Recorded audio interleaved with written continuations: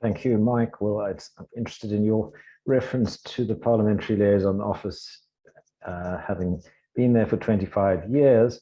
That takes us back to the time in the mid-1990s when there was considerable work done on the design of an extended public works program on behalf of what was known as the National Economic Forum, which was one of the interim arrangements at the time of the change of government.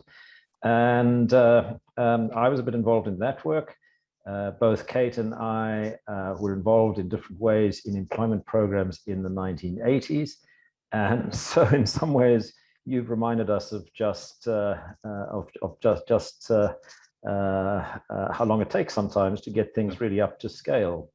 But if there's a single message of what I want to say, it is simply that the evidence has never been clearer than it is now, that that we need to scale up public employment programs and that it's possible to do so. And I'll talk about both those things.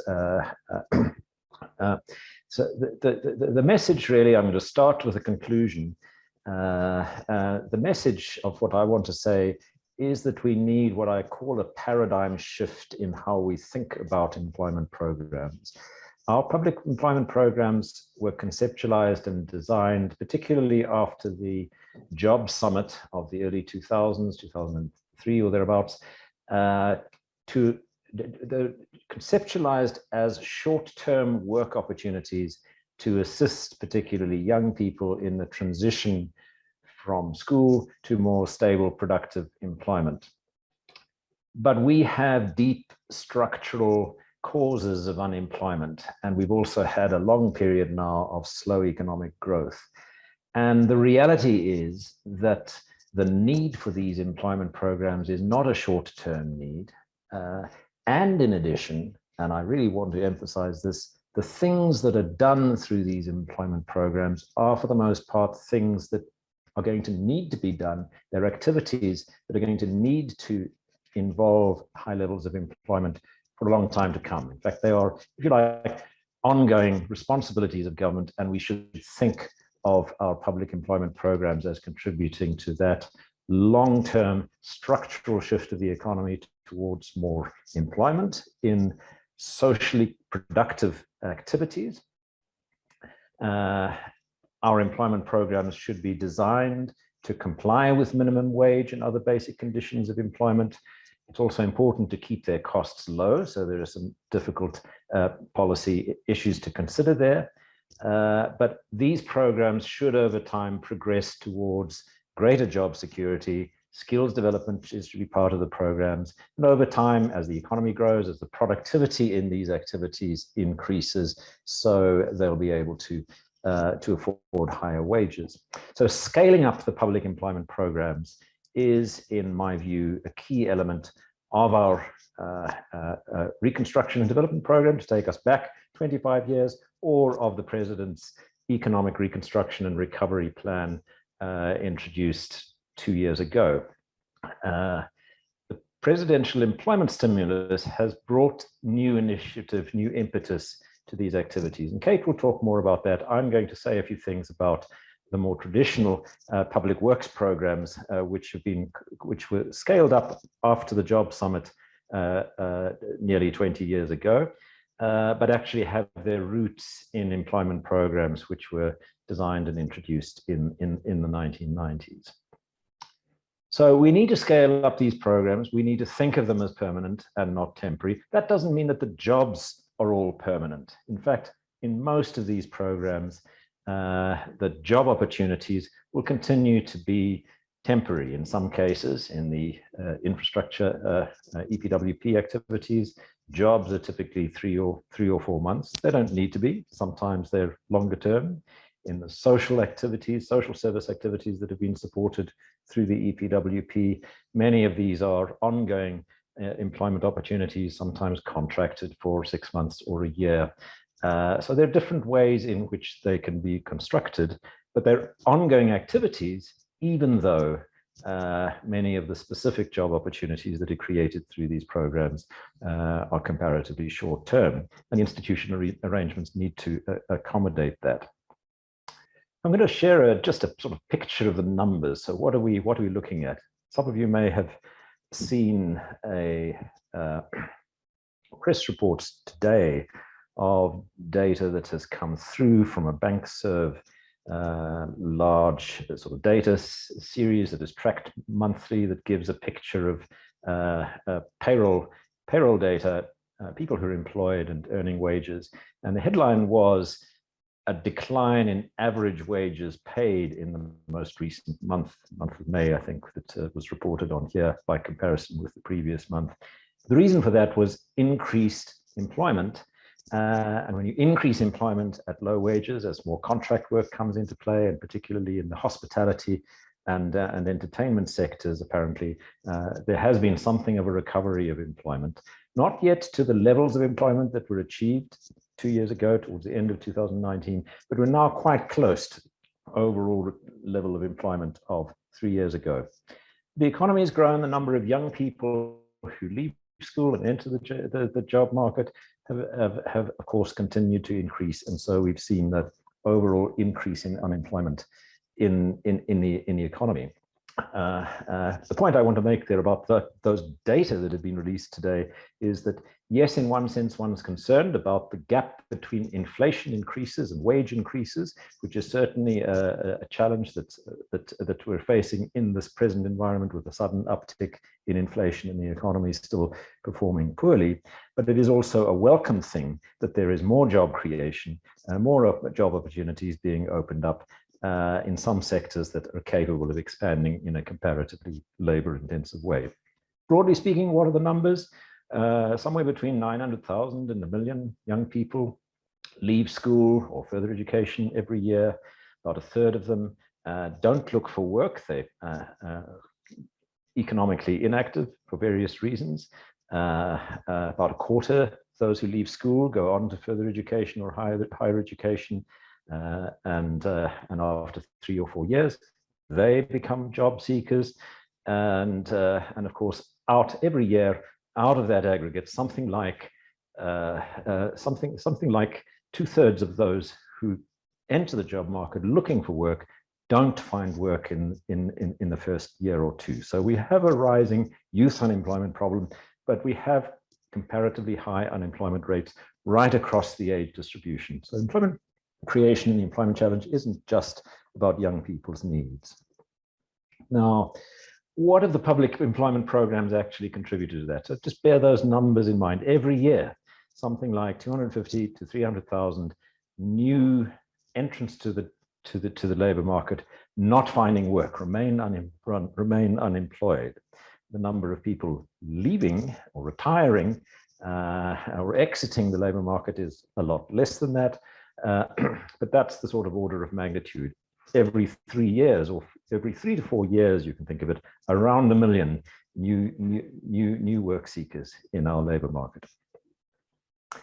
The Expanded Public Works Program, which reported for its first year in 2004 or 5, at that stage around 200,000 work opportunities, steadily increased its employment up to about 2014-15.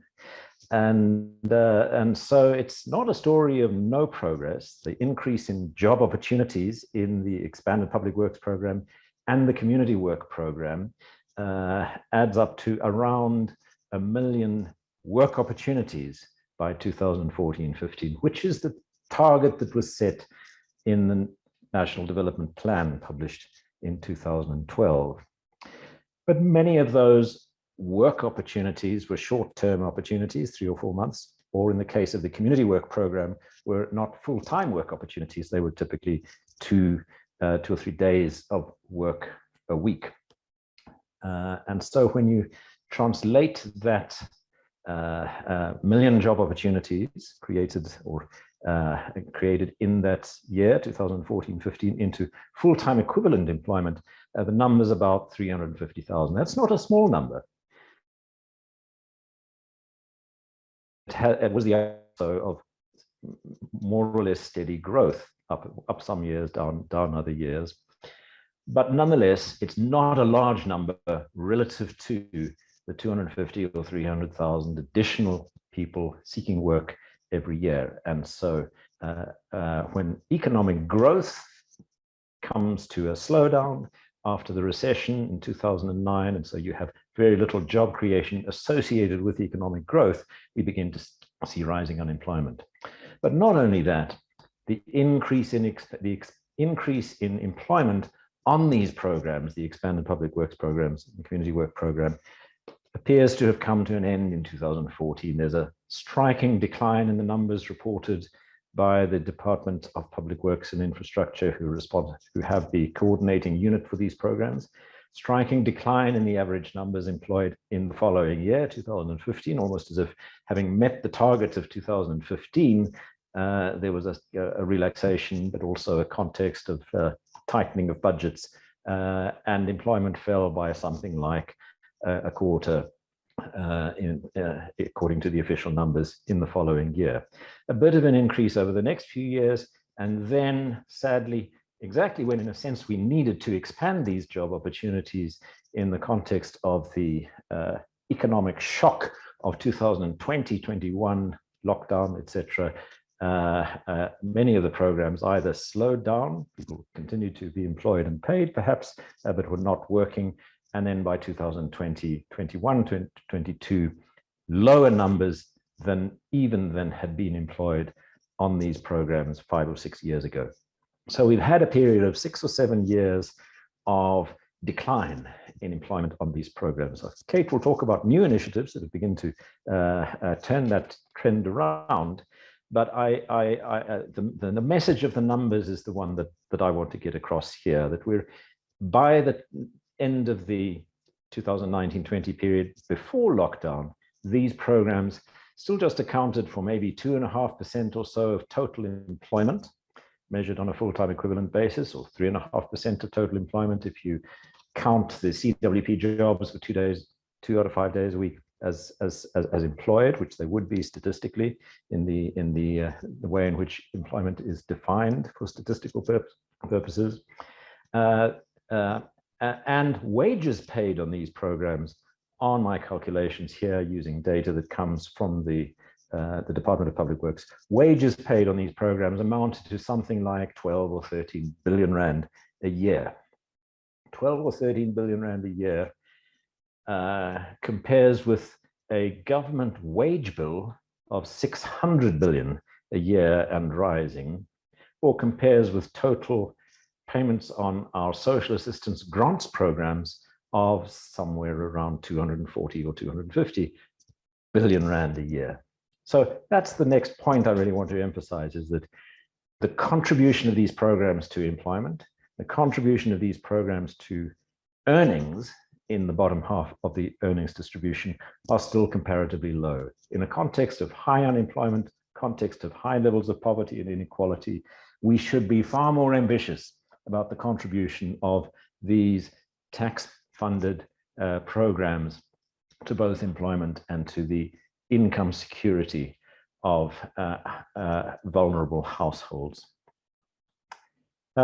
Just very quickly on how these programs break down. So we think of public works programs as about infrastructure activities, construction type activities, and there are some activities in municipal infrastructure in particular in which labor-intensive activities are included. There have been some well-run programs, notably in some roads maintenance activities in Limpopo a decade or two ago. And some municipalities do quite well in ensuring that there is some extension of employment activities in infrastructure contracts and in the maintenance responsibilities of municipalities. But these are not the largest sources of employment in the overall EPWP. And the organization and monitoring of the infrastructure activities seems to be comparatively poorly coordinated, and certainly is in need of a rethink. I think there has been some work done in the last little while on how to improve how these programs are managed and organized. There are also what we categorize as environmental programs. Most of these are in the working on water and working on fire activities, where there are huge alien vegetation clearing activities, water catchment area clearing and management activities, fire prevention and firefighting, clearly a critical need in which there's an enormous amount of scope for addressing both fire risks in forest areas, fire risks especially in informal settlements and townships, where our response time is often weak, but where innovative work has also been done on developing new technologies for building, housing in ways that are more fire resistant, and in which, if you like, the innovation has now been done, and we're ready to roll out on a larger scale projects that could begin to make a difference to the risks that communities face in respect of fires, and also the risks that communities face in respect of flooding, and that you have to think of, I think, as part of that broader challenge that municipalities especially need to have at the top of their priorities in improving and the residential living conditions and building the infrastructure conditions in fast-growing informal settlements, particularly in our urban environments. So there are lessons of the environmental programs of the last period, which are well written up. There are programs that have been extraordinarily well managed, that in some ways have attracted interest internationally for the innovation and the activities that have been undertaken, in which we really need to now see greater impetus, greater take-up of these programs. And I would say that in the next phase, greater decentralization of their management. They've been run and organized as initiatives of a national department to a large extent up to now. Increasingly, I'd like to see municipalities, but also non-profit organizations, possibly even the churches, involved in the management and organization of these activities on a decentralized basis. I think that that's an important part of the scaling up message, the scaling up opportunities for the period ahead. So there are environmental programs that have played an important role. And then social service activities. It turns out that in health and welfare activities, home-based care, many of the kinds of ancillary activities that are that have to accompany public health concerns, extending health workers, visits of communities to complement welfare services, social work activities. Again, there's huge needs that we're all conscious of. It takes careful organization and coordination and professional support for these activities to make sure that there's good value for money in them. It doesn't help, to get back to my starting point, to think of them as temporary job opportunities, because busy health workers, hospital doctors, welfare service managers are not going to put the kind of effort that's needed into ensuring good value for money in these activities if they're just seen as 3-month or 6-month or even 1-year activities. See them as part of the ongoing activities, the ongoing responsibilities of health and social development departments, and then we'll see the effort put in to manage them well and ensure that they play a productive role in community development more broadly and in addressing critical health and welfare needs. So expanding the social service programs of the EPWP has been an important part of their growth. They are now, those social service activities are a larger share of the programs than they were 10 or 15 years ago, but there's also considerable scope for expansion. And we've seen in the last few years, health departments in particular begin to think about community health workers and those who are employed in these programs as part of their ongoing services and incorporate them into their planning and organization of district health services as they should be. And then there are a range of sort of cultural activities that have been supported. They're a comparatively small part of the overall program, possibly also would benefit from greater decentralized management. So that's the sectoral organization. What about the different responsibilities of levels of government? And it turns out that when you look at the data, it's municipalities that have grown their programs more rapidly than national and provincial departments over the last decade or so. And in my view, when I look at the activities involved and the diversity of municipal experience, many municipalities where these activities are still comparatively small, not prioritized, great diversity in the extent to which municipalities, cities, both metros and smaller towns have taken on these activities. But it's municipalities where the growth has been greatest over the last decade or so. The national programs have tended to be flatter in numbers since the 2014-15 peak. Provincial departments, it's a bit of a mixed story. Some where the social service responsibilities have grown, others less so. But here's an extraordinarily interesting finding that even when you look at the few really large metros, the Johannesburg, the Cape Towns, the eThekwini, the big cities where you would expect to see really large numbers and steady growth and good management being put in place, there's an extraordinary varied picture that emerges. Cape Town has done quite well. It's expanded these programs a lot, even through the 2020 economic lockdown time. Johannesburg, for some reason, just shut them down.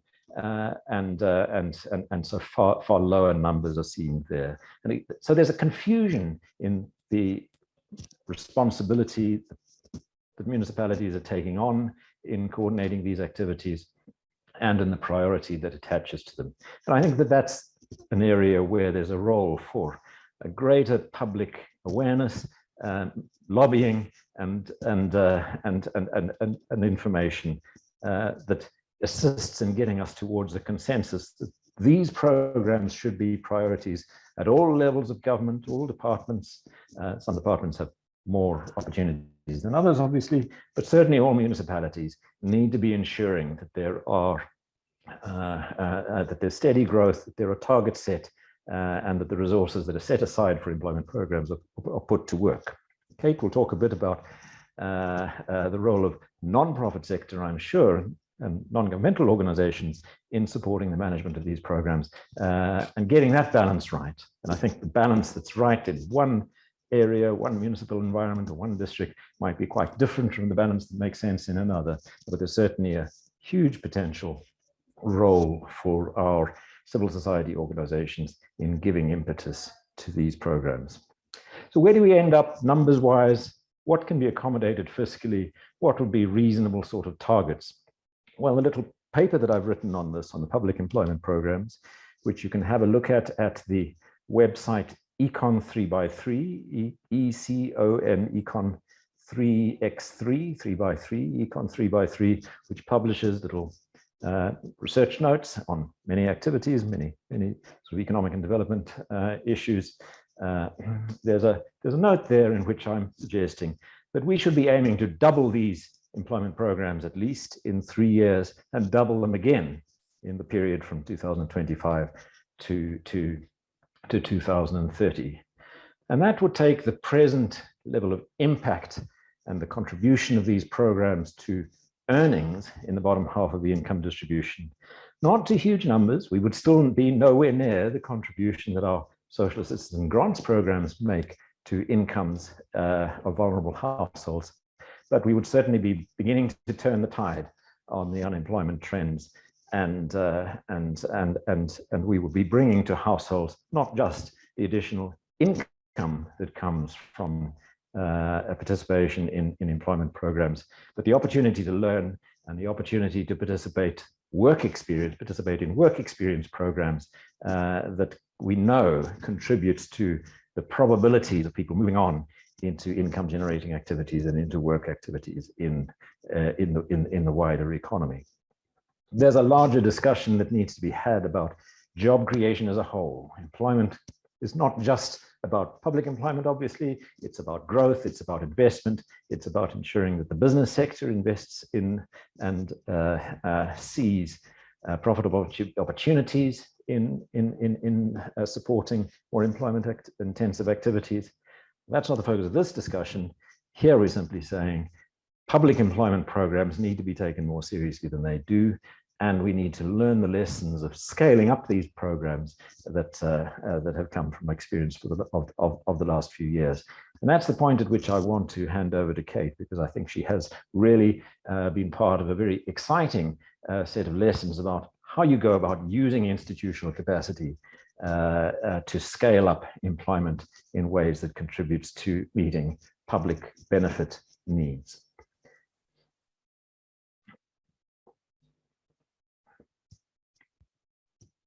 Thank you very much.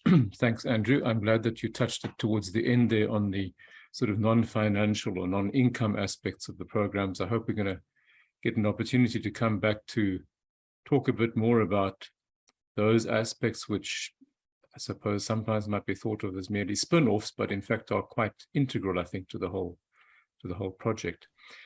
But that's for later. Kate, over to you. Thanks. Thanks very much. And I'm going to build quite directly on a lot of what Andrew has said. Much of it reflects the kinds of assumptions that informed the presidential employment stimulus when that started. I'm going to share slides. If you can just confirm that they are visible. Yes, they're fine. Okay, great. So, as I'm sure you're aware, the presidential employment stimulus was launched in October 2020 as a response to the additional unemployment shock of the COVID pandemic. We already had a crisis. COVID exacerbated that crisis. And in October 2020, a presidential employment stimulus was announced. It was really a unique opportunity to do things a little differently. I think many working in this space would agree with some of the critiques that Andrew has indicated in terms of the existing portfolio of public employment programs and the need for some reimagining to take place, the need for a bit of a reset in this space. And that was the opportunity that was provided. I will also start where Andrew left off, which is to recognize that plan A is that the economy delivers the jobs that we need. The problem, however, is that when that's not happening, societies need a plan B, because when the market response falls short, when unemployment is structural, when the recovery will take time, that's where public employment comes in as a really crucial development instrument. And I think we can all agree that important as it continues to be to get plan A right, we are certainly in plan B territory. And it's worth just reminding ourselves why that is the case. And it's because of how important work is in society, not just for the individuals, not just for the households, the communities, but for society as a whole. Work matters. And it's about more than just the income, again, important as that is. Participation in work builds attributes and capabilities. The workplace and the marketplace, for those who are self-employed, provides access to networks beyond the family, which is crucial. Economic participation builds teamwork, accountability, time management, creativity, management skills, collective organization, along with many formal skills, and brings respect, dignity, community recognition, and inclusion. Much research globally tells us that unemployment erodes all of this, and it erodes these skills. Those who've never worked may never gain these skills, but unemployment certainly erodes them.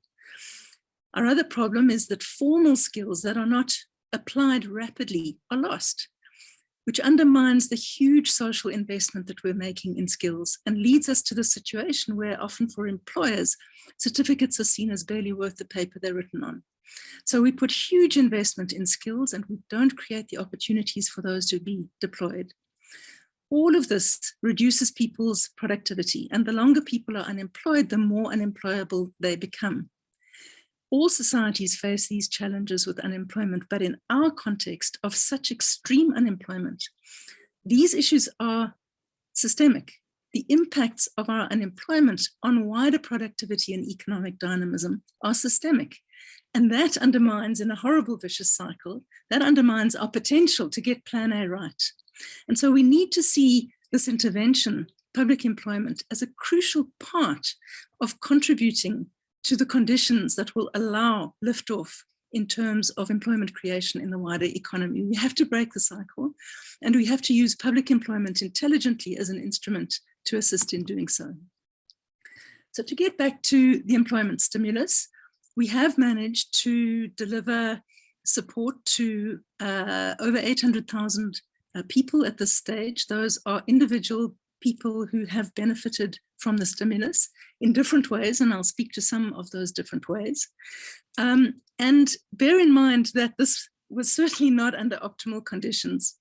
When the stimulus was first announced in October 2020, we were given 12 billion to spend in 5 months and a target of over 500,000 to achieve. Now that's a big ask under any circumstances, and there were certainly some more cynical amongst us who believed that the program was set up for failure on those terms. We did manage to deliver over 500,000 opportunities in 5 months, and that created a different discourse around what is possible with public employment, how much it can scale up, how quickly it can scale up. But crucially, our focus was also on the quality of outcomes, with the sense that in some senses, unproductive work discredits public employment as a development instrument, and we needed a step change that demonstrated that the work experience can be really meaningful for participants and create real social value in the society. So these are our stats at the moment. We're going to, I'm going to talk about some case studies of programs and some of the lessons learned. This is the performance breakdown. And I think it's important to note that, yes, the focus is on public employment, but we also included support to livelihoods in recognition that many people are self-employed and that those jobs were also negatively affected. And I think there's some interesting outcomes from the livelihood support component. At the height of the pandemic, we also focused on retaining certain forms of jobs. That was limited to phase 1 during lockdown. So a couple of key issues. The critical challenge is achieving scale. Scale with quality always, but achieving scale. What we found is that the mindset, both within government and beyond, is not designing for scale. Many initiatives are at a scale of 1,000 people. We will never dent unemployment if programs are under 10,000 a program. It'll take 10 programs just to achieve 100,000. We'll never get to the million figures. We have to learn to design for scale, and we have to build the institutional architecture for scale. And right now, we don't have that. It requires programmatic approaches that focus on the quality of the work experience and on social value creation. One of our critiques of the current approach to public employment is that it is focused on public works as an add-on on the margins of existing activities. So 10 to 20, 50 to 100 people added to existing work scattered in a scattergun fashion, if you like, across government. And what we're saying is that instead, to reach the kind of numbers we need clearly resourced programmatic approaches to deliver the outcomes we need. I think if you look at these figures, what you see is the highly diverse scale at which programs have been able to deliver, with a large number of programs actually below the 10,000 mark. And this is something I'll return to.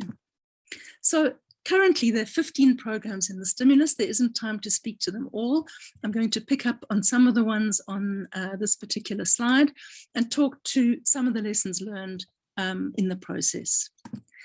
I hope that you're all aware of the Basic Education Employment Initiative in the Department of Basic Education. This is without a doubt our biggest success story. In phase 1, in those first 5 months, in highly suboptimal circumstances, where the only way we could do it was to employ people in December at the end of the school year to get in a maximum of 4 months of employment in order to spend the funds before the cutoff at the end of the financial year. Nevertheless, the program reached over 320,000 young people at 22,000 schools, and 278,000 are currently in post in phase 2. This was unprecedented scale and speed of rollout. And of course, it was enabled by the distributed nature of the school system. So that with 10 to 20 school assistants at each school, it didn't overwhelm the school system, and the management systems were able to absorb the school assistants. Another strength of this particular program is, of course, its spatial equity. It's hard with programs to reach every corner of the country, particularly when capacity is so uneven. But of course, every community in the country has schools. Important design features were that schools had to opt in. It was not imposed on them. There are no schools that did not opt in, but nevertheless, it was a choice. And schools undertook the recruitment and determined the work that was to be done at the local level. There's no doubt that payment of the national minimum wage facilitated support from teachers' unions, which has been strong. Another key feature of this program has been the strong support from the non-state sector. The DBE reached out to the non-state sector in the sector, and as you'll know, it's a strong sector, and was able to roll out training for 102,000 of the school assistants in phase 1, including crucial areas like supporting foundation phase maths and home languages, IT skills, reading for meaning, literacy champions, child and youth care workers, janitors and maintenance. Within that initial 5-month period, really a quite remarkable amount of training was rolled out. A lot of it had to be done online. There was huge innovation. I think what is interesting in the surveys of participants, this is from 64,000 participants, what they valued most was the work experience. So yes, of course, stipends helped cover basic needs. And if you take into account that 72% of participants, this was their first work experience. So certainly the stipends mattered, but what mattered most to participants was the opportunity to get work experience. What we're also particularly proud of is that 94% of teachers wanted the program to continue, believed it strengthened learning outcomes at schools, and 94% of the school assistants said the experience was positive. Of course, there have been challenges. There have been schools where there have been challenges. There have been issues of non-payment, particularly in phase 1 that had to be addressed. There have been systems issues.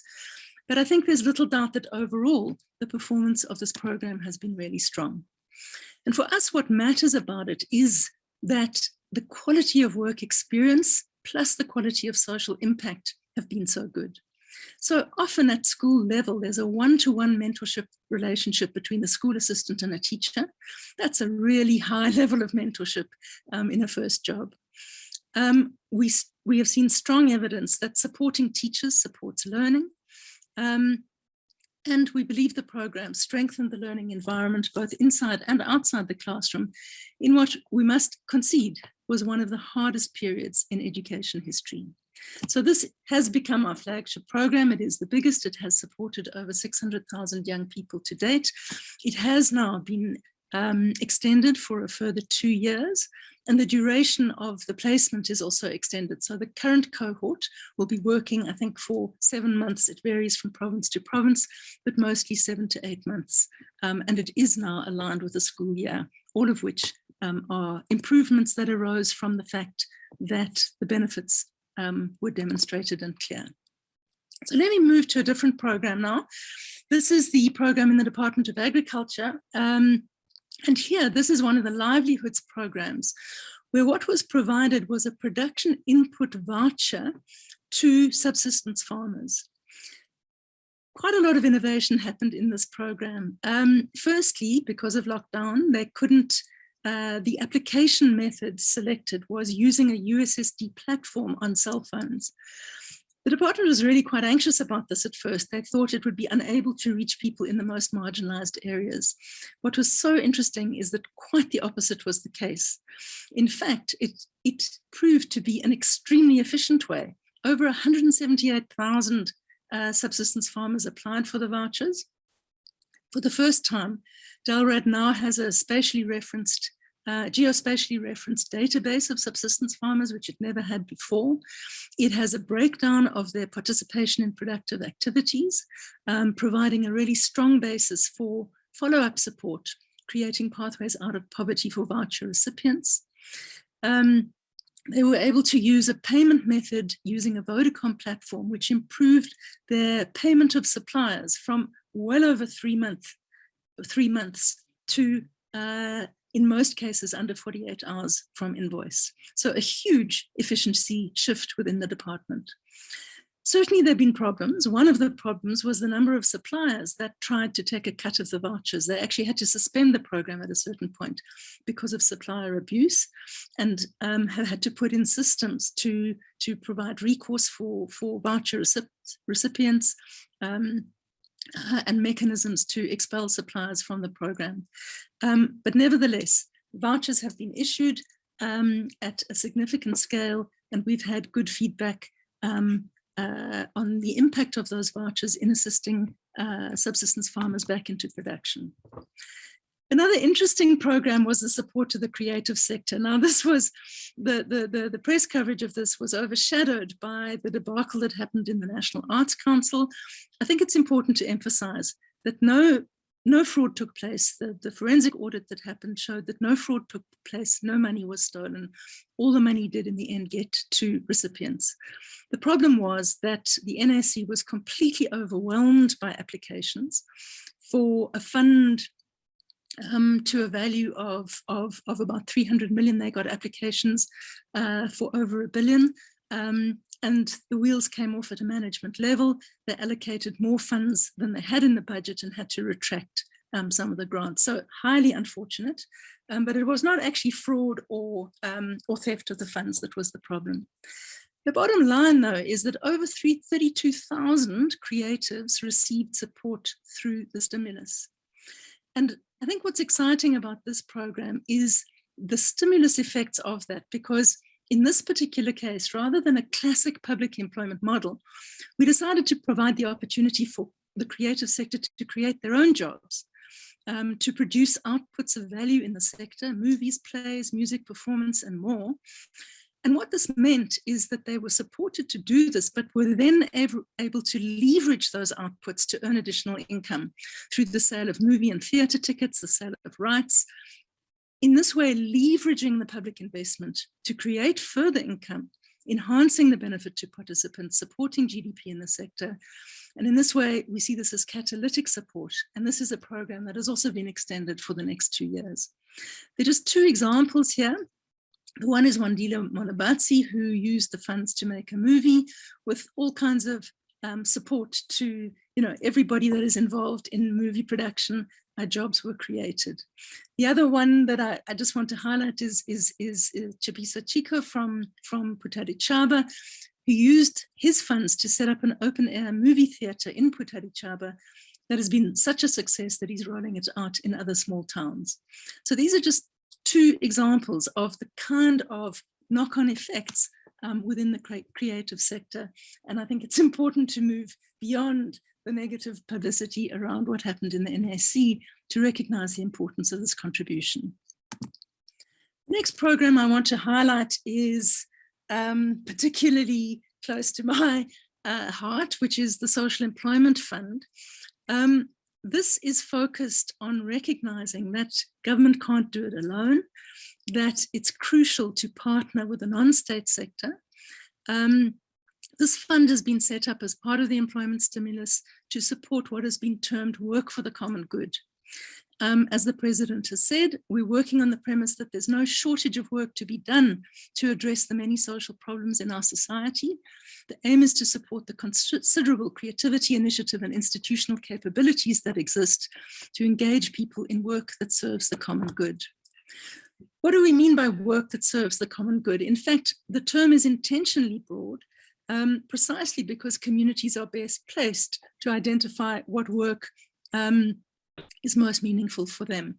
But the types of work that have come forward include placemaking, community safety, food security and nutrition, art, drama and sport, informal settlement upgrading, and much more.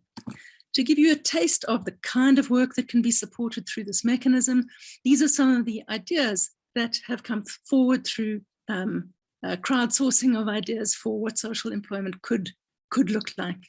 And in this context, I think it's worth quoting Dr. Seuss, the things you can think up if only you try. And the bottom line is there is no shortage of work to be done in communities. There is no shortage of work to be done to improve the quality of life in communities. And communities have no shortage of ideas on what could be done if they were resourced to undertake such work at a local level. So I'm delighted to say that the first call for proposals has been concluded. The work started, there was a launch last month. I hope some of you will have seen it in the media. 50,000 part-time jobs are being supported, and I can motivate the part-time jobs. It is part of the strategy. What is exciting here is that the fund was resourced to support 50,000 jobs, an 800 million Rand fund. The proposals received that met the minimum qualifying criteria were to a value of over 7 billion. What this is telling us is that this is part of the institutional architecture for scale, that this program has the potential to support 300,000 jobs just based on its first call for proposals. And we've been overwhelmed with interest since then as well. There is real potential to scale here. And one of the conditions of funding is that each strategic implementing partner must partner with local organizations that would not typically be able to access government funds directly because of the kinds of rules and regulations that apply, but that are active at community level. So each strategic implementing partner is working with local partners. In the graphs here, you can see that there's quite a significant sectoral spread, and we're also pleased with the rural, urban, semi-urban breakdown of the spatial distribution of the program. The stimulus is also supporting the presidential youth employment intervention. These interventions are often confused, the employment stimulus and the PYEI, but in fact, PYEI does have its own separate identity. A lot of its focus is on the Pathway Management Network, which I'm sure many of you are familiar with. The employment stimulus is supporting the PYEI in relation to its ecosystem manager for the Pathway Management Network. It is also supporting the National Youth Service for 45,000 people, launched on June 16th. I shouldn't say launched, work has begun. The contracting process is completed. The work has begun on June 16th. They're doing a pay for performance model for digital skills and a youth enterprise fund. We have a program supporting innovation in public employment in the metros, where metros have been challenged to look in new ways at what can be done with public employment, and some really interesting proposals have been supported, including support to homeless people through public employment, urban agriculture, precinct management in partnership with the private sector. We have digitization of city records, also in partnership with the private sector, linking to pathways to sustainable jobs. There's innovation in waste recycling and a whole lot more. Yes, there have been constraints. It is hard to procure partnerships. Our procurement system doesn't quite get partnerships, and so that has been a challenge in some contexts, but 35,000 people jobs are supported through the city's program. We have a program supporting work in the waste sector. This part of the success of this is in Umsunduzi, they were bottom of the ranking in terms of cleanest or non-cleanest city. They've moved up to the 5th place, and they attributed to the PES program. We are now looking at expanding the support in the waste sector and looking at how we can transition public employment jobs to sustainable ones, looking at things like the links to carbon credit markets and how we might create opportunities in small enterprises from recycling, using public employment as a catalyst for that. I'm nearly done. We have also targeted graduates. All 26 universities have come on board. The program started on a relatively small scale because it wasn't clear that this could work. But in fact, the universities have engaged in it with alacrity. They are saying they can take many, many more. The condition of these placements, 6-month placements at above the national minimum wage. In fact, the work must link to their qualifications. So they're not just used for other forms of work. It must contribute to their work experience. What we're seeing with the graduate programs, and the program of the universities is not the only graduate program. We also have the Water Graduate Employment Program in the linked to Department of Science and Innovation, and a number of programs that have targeted graduates. And what we're seeing, interestingly, is that these, well, perhaps not surprisingly, but these have the quickest turnaround into labour market opportunities. We've actually had departments reporting to us bemoaning the fact that their people are being poached by the private sector. And we've had to say, but that's fantastic. That's exactly what we want. The more people are poached out of these programs, the better. And I think what this is illustrating is that for graduates in particular, work experience really is a barrier to labour market entry. And if we can just provide meaningful work experience, it really can assist with that transition. EnviroChamps is one of the programs that has actually been cited in terms of KZN as you know, some of the areas where flood mitigation was effective, included programs supported through the employment stimulus. We're currently in discussion about scaling this up significantly as part of next phases of the stimulus. So let me close with a few reflections. I think that amongst the lessons, firstly, designing and delivering at scale is a real challenge. There is a project level focus, both inside and outside of government, that finds it difficult to scale. And we really have to look at and understand how we build what we've termed the institutional architecture for scale. And that's very much what we're trying to do in the stimulus. I think we also think that we have demonstrated the case for whole of society approaches. We've got in place a proof of concept that social employment can scale significantly. We need to harness capacities in the wider society. And we need to find ways of supporting partnership approaches, because partnership approaches and co-funding are quite hard to procure. What we're seeing is that fund mechanisms enable support to integrated approaches, like with the Social Employment Fund. Program management and site management matter. This might seem like an obvious thing to say, but actually what we often find is that when we're motivating the fund structure for these programs, there's strong pushback on even limited allocations to program management, such as a 5% allocation to program management. And the expectation that organizations, both within government and beyond, can leverage their existing capacity to support programs at scale. And we would argue that this is very short-sighted. One of the biggest reasons of failure of development programs of all kinds is poor management. Program management matters, and site management matters for the quality of work outcomes.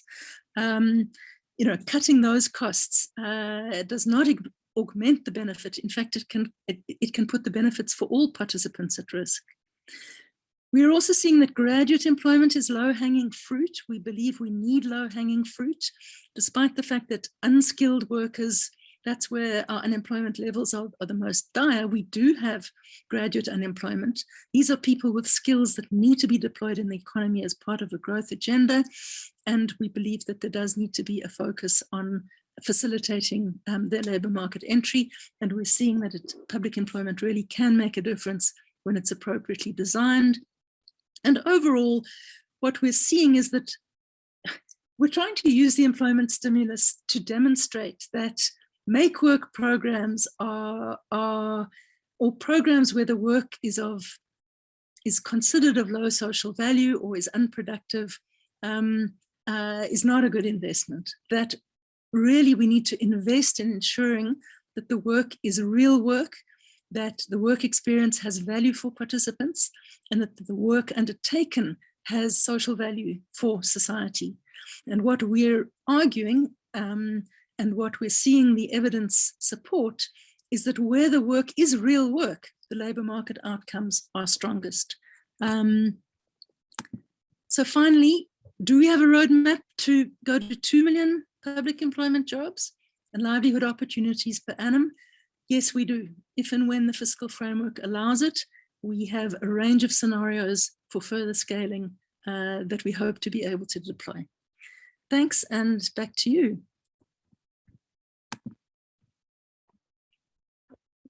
Thank you, Kate. That was beyond impressive. That was really, that was very inspiring. I think everyone will agree with me. it strikes me sometimes how little we know of what's going on, kind of, as it were, behind our particular scenes, when in our little areas of research, we don't know what so many other people are doing. So that was really excellent. Thank you. You ended with the observation that you can scale up as far as 2 million if the fiscal framework allows it. And that leads me to the first question that was put into the chat box by Elroy Paulus, who's saying doubling the numbers from the current 2.5 to 5% of total employment, would that necessarily double the required state resources? What is the balance? Is it like that if you want to create double the number of public employment jobs, you need double the amount of money, or are there kind of economies of scale to be had? It's pretty much, it is pretty much the case. I think that one of the reasons why EPWP has not expanded over the last more than 5 years is that there was an expectation that they could leverage additional jobs from within core budgets without an increase in core budgets. And they haven't been able to do so. I think they did well initially in that they did manage to make some gains without increases in budgets. But I think it's an approach with diminishing returns. And so I think we need to bite the bullet and recognize that, yes, doubling public employment will probably double the budget that's required. I think what we're trying to do is put the focus on forms of work where labor intensity is high. So the reality is that traditionally, public works has often been in the infrastructure sector. The reality is that in infrastructure, moving from a 20% labor intensity to a 30% labor intensity is considered fantastic performance. But infrastructure is expensive. Now, obviously, if you're doing the infrastructure anyway, as we are, then it makes sense to get that marginal gain, if you like, from labor-intensive approaches. But if you're allocating a budget for the purpose of job creation, then rather allocate it to forms of work that can achieve an 80% labor intensity. For example, in social employment, the labor intensity, the mandatory labor intensity at site level is 80%. And as you saw from the numbers, we've had no shortage of organizations stepping up and saying they can deliver employment at that labor intensity. So we're trying to, we're trying to optimize the budgets that are available by focusing on forms of work where we can achieve. Look, you can't always achieve that high a level. Environmental programs, for example, just can't do it because there are other costs associated. So we're trying to take a portfolio approach that recognizes the different budget structures, different types of programs will have. But yes, in short, the bottom line is yes, if we want to double, we probably have to double the budget. Thanks. Thank you. Andrew, can I just add on that? I mean, I would answer it slightly differently. I mean, there are some programs where the non-wage costs are high. Think of the working on fire programs or the high altitude alien vegetation clearing programs. Those programs rely on expensive vehicles, on helicopters. And so there's a huge investment in the machinery and equipment that makes the programs possible. Well, I mean, those are programs in which you can double employment and triple employment without much addition to the non-wage costs. But if you think of the big program that Kate was talking about, the schools program, well, the remuneration costs of that program are already, what is it, 90% or something of the costs. So obviously then it is more or less a doubling. But I want to get back to the point I made earlier about thinking about these activities as long-term investments. When a municipality wants to shift or is perhaps under a directive to shift to a more labor-intensive approach to dealing with water and sanitation issues or road maintenance, then in some respects, that involves thinking about the kinds of equipment that you buy. And you don't do that if it's just a short-term project. And so in the infrastructure environment, you do have to continuously be thinking about the balance of skills and management that is needed, the kinds of equipment that are invested in, and there's some scope there for shifting to for getting more than just a doubling bang for the budget.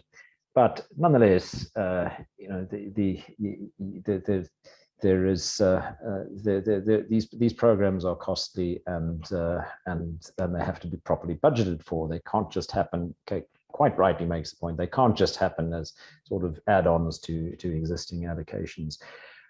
But having said that, you know, we are not spending anywhere near enough on infrastructure investment and maintenance, and so those spending responsibilities of municipalities, particularly where, you know, infrastructure budgets just are underspent year after year after year. As we begin to use those budgets properly, get the investment needed that is part of a growth strategy, so the employment associated with those programs will have what economists call a multiplier effect. So there's a multiplier mechanism at work in activities that put money into the hands of households, that also is part of how you get a bigger bang for the buck here than simply a doubling of the fiscal cost. Thanks, thanks, Andrew. I see Lucas Moreno, you have your hand up. If you'll unmute yourself and then go ahead with your point.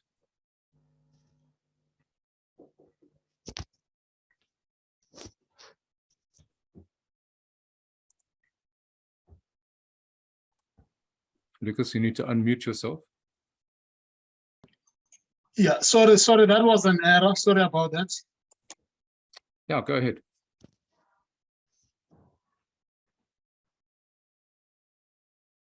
Oh, sorry, you meant you put your hand up by mistake.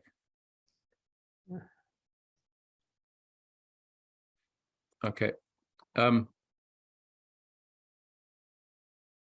Just checking, there's no other questions in the chat box. The paper that Andrew referred to has been posted there. I'm sure you've seen that. Kenny has posted that paper. Thank you.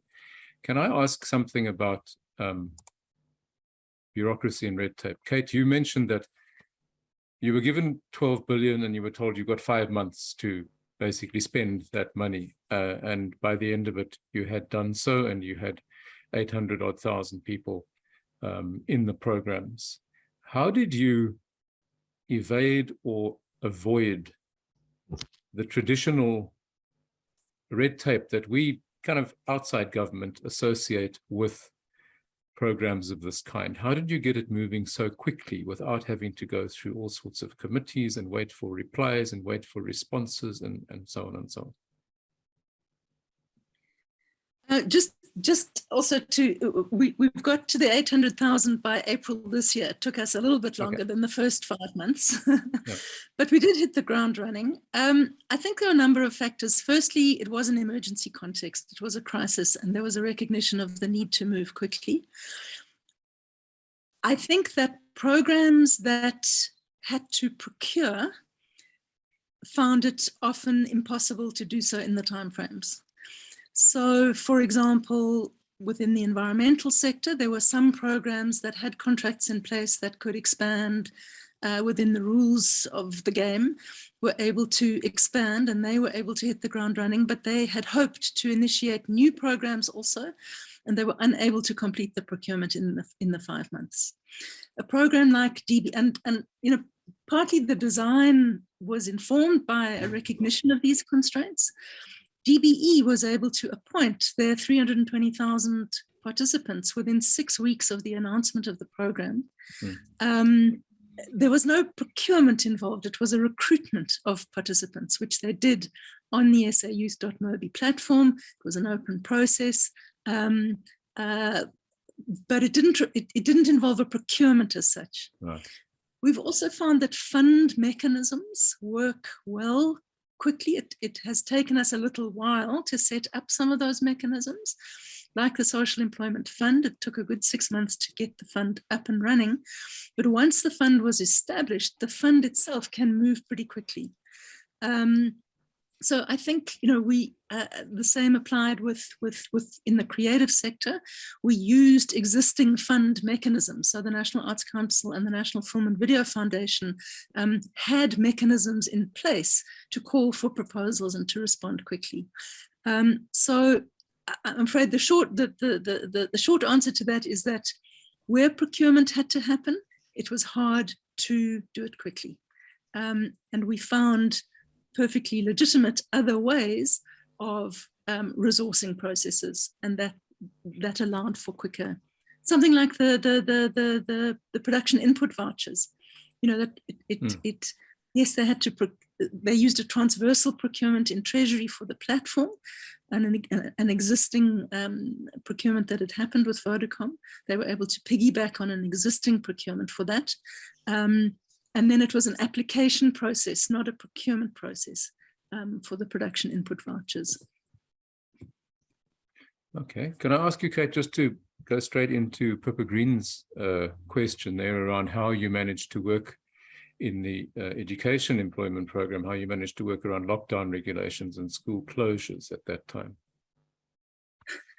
Well, Plan A is our entire economic policy, and I'm not going to bite that one. Sorry, you're looking at the Q&A question. We'll come back to that, but Pippa had a question in the chat box specifically about how you managed to work around lockdown regulations and school closures. DBE took up the 320,000 posts very, very quickly, but how did that work in a time of lockdown and closures of schools and so on? So the teachers, the school assistants were divided into two cohorts. One cohort was teachers' assistants in the classroom, and the other cohort was supporting things like maintenance at schools. So actually the fact that schools were closed was not a problem for things like maintenance activities. So classrooms were painted, desks were fixed, sanitation facilities were improved, a whole lot of maintenance activities were undertaken, even though schools were closed in December. The department also used the December period to roll out a lot of the training. So to get the teachers' assistants up to speed, so that when schools did start to reopen, they'd undertaken some training, and the stimulus kicked in. The full closure of schools stopped. I'm trying to remember the exact timelines, but by January, February of 21. People were going back to school, and so there was in-classroom engagement. Right, thanks. Andrew, did you want to have a go at the Plan A, Plan B question? Yeah, I'm the B team. I'll say a little bit about it, but let me just add to what Kate has said on getting things going and the bureaucracy and red tape. I mean, one of the procurement of complex contracts and partnerships with NGOs implementing diverse employment activities with targets, etc. I mean, these are often quite complex contracts, the sort of things that the Jobs Fund has supported, or the Social Enterprise Fund is going to implement. Complex procurements do take time, and that's partly why it is so critical to make the move to thinking long term that I talked about. It doesn't make sense to pay all that price and go through all that red tape if you're only contracting for 3 months or 6 months. It is important that those programs should be designed as 4 or 5 year programs, in some cases longer than that. And so we've not quite made that transition yet. The Treasury hasn't yet bought into funding these as an ongoing part of the medium-term expenditure framework. As Kate said, there's funding allocated only for this year and next year. So there's two-year allocation. We've still got to get the political decision-making in place that is needed to accept that these are ongoing responsibilities. But I don't think that's just about the national budget. I think that's also about municipalities and responsible provincial departments incorporating these into their longer term planning. On Plan A, sorry, before you go into that, sure. not everyone can see the question in the Q&A. So I'm just going to read it out so that everyone knows what we're talking about. The question is, you mentioned that these EPWP or PES are Plan B. Can you comment on Plan A and why it isn't working, or what is needed to improve Plan A? That's the question. Yes. So there's one sense in which I agree with Kate that this is Plan B and not Plan A. There's another sense in which I think that actually employment programs are part of Plan A, and that's how we need to think about them. And we should not think that, you know, it's only because the economy is performing badly that there's an employment responsibility going to actually, you know, all economic development, all development strategies that have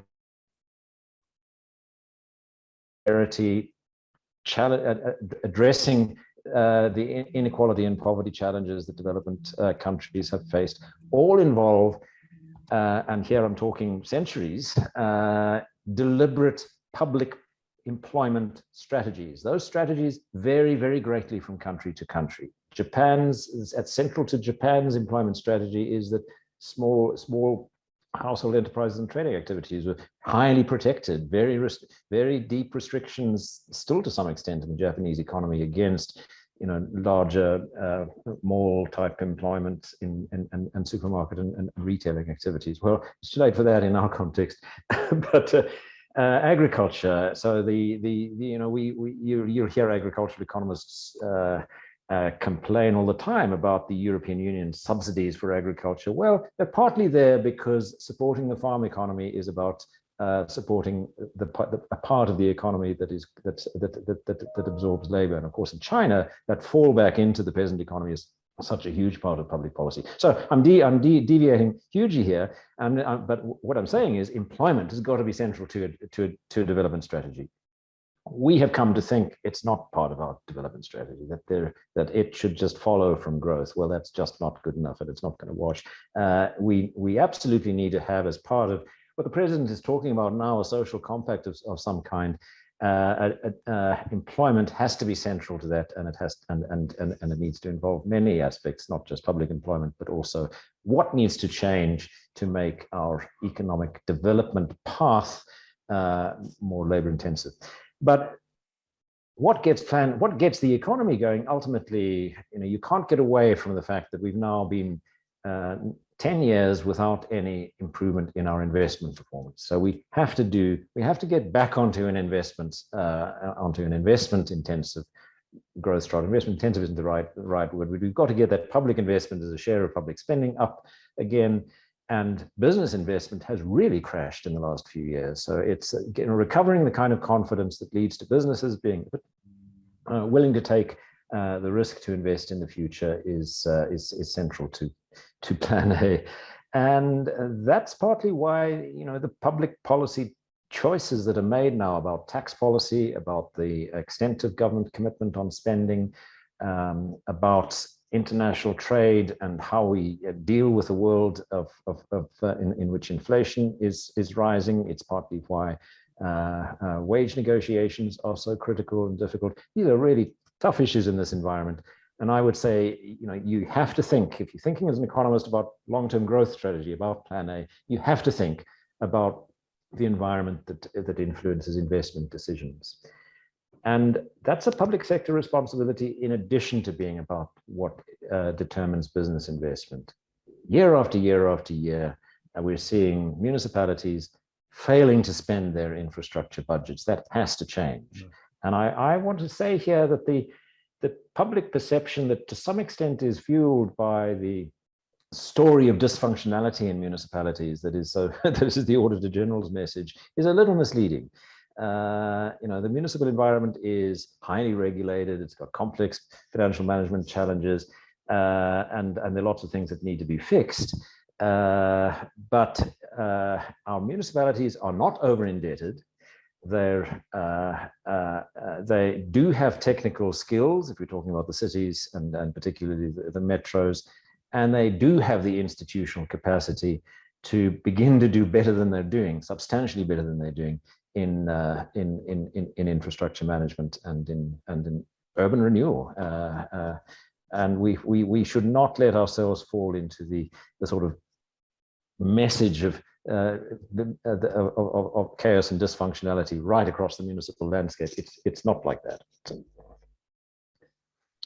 Okay, that's another a positive take, always welcome. But can I just shift slightly and come back to something that you said, Kate, that with the agricultural input vouchers, at one point some suppliers were wanting to take a cut, and you had to then start excluding some of them and so on. So it's been a good news story this afternoon, very largely. But are there problem areas like that? Are there others? Have we seen the dreaded corruption creeping in anywhere in the programs?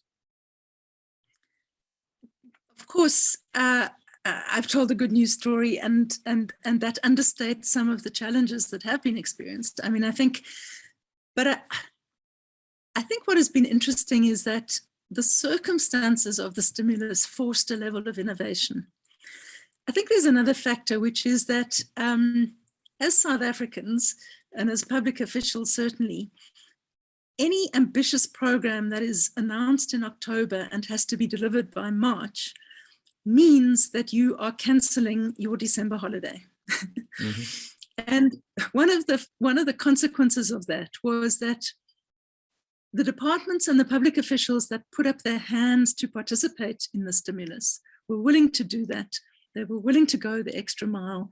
We actually talk about the stimulus as a coalition of the willing. What we had was a team of public officials from departments across the spectrum that saw it as an opportunity to innovate, that saw it as an opportunity to do things differently. So I think we were lucky, in a sense, that we had some of the best and brightest public officials, and there certainly are no shortage of those. In the agriculture program, for example, the person that was running it at the time was giving us daily updates on the numbers of applications. On Christmas Eve, he was still texting us saying, and we got so many today. Yeah. There was a huge excitement at what was happening and at the possibilities. At the same time, there were challenges. I mean, one of them with the agriculture program was also a procurement challenge. They used a transversal procurement that existed in Treasury for the Vodacom platform, which allowed them to be very efficient, but then that ended. And then they had to procure, they had to get a special, allowance to I've forgotten what Andrew will know what the exact, a deviation to allow them to continue, and that delayed things. And this problem with suppliers did set things back for a couple of months, where suppliers were simply taking a cut out of the vouchers. The other program that was very difficult and outcomes were not optimal was the Early Childhood Development Program. We had hoped to support 108,000 people in the sector, but to be fair, there were particular challenges. So 56,000 people received a benefit, a once-off payment that was intended to assist ECD centres to get back on their feet because they were forced to shut in lockdown. And for many for whom it was their livelihood, that was a severe challenge, setback. The complexities there were that if you understand the early childhood development sector, most provision is from informal providers. Now, that created a difficulty for the department. The department is used to supporting formally registered providers, but there was recognition that in the context of this crisis, we would see a contraction in provision if we did not provide support to informal providers who were in the pipeline to become registered, if you like. But paying informal providers proved to be a real challenge in compliance terms. All kinds of systems and mechanisms and partnership with civil society were put in place. Civil society came to the party in a huge way, invested hugely in supporting the process. But in the end, there just were compliance hurdles that we didn't manage to overcome. And so far fewer people were reached than we had hoped.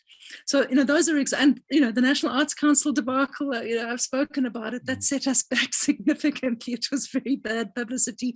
It was widely misunderstood. The creative sector has never had such a big stimulus in its history and hated us anyway. We had sit-ins and protests. So it's not all been smooth sailing. There have been plenty of bumps in the road. Sure. I shouldn't pretend otherwise. No, but the overall picture that you paint remains one of great achievement.